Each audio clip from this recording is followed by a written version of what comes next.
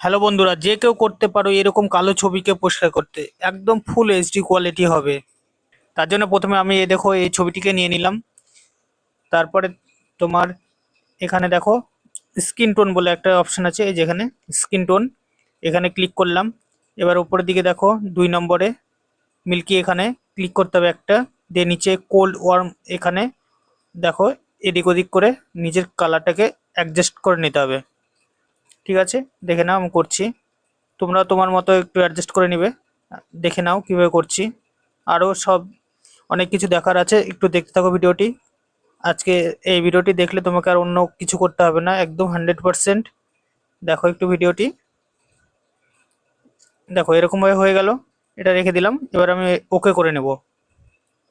ঠিক আছে, ওকে করে নিলাম। এবার ধরো ঠোঁটটা কালো হয়ে আছে, ঠিক আছে। এবার দেখো মেকআপে ক্লিক করলাম, দেখো নিচে লিপ কালার লেখা আছে। হ্যাঁ, এখানে ক্লিক করলাম, এই যে লিপ কালার, এখানে একটা ক্লিক করলাম। দেখো এখানে অনেক রকমের কালার আছে, যে কোনো একটা কালার দিয়ে দিলাম। এই দেখো এরকম একটা কালার দিয়ে দিলাম। দিয়ে নিজের অ্যাডজাস্ট মতো এটা রেখে দিতে হবে, একটু লাল করে দিলাম।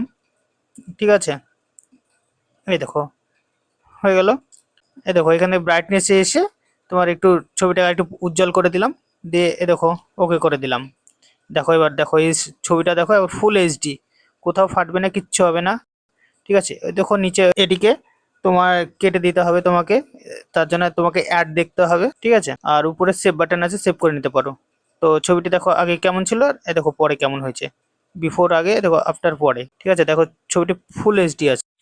আশা করি বুঝতে পেরেছো।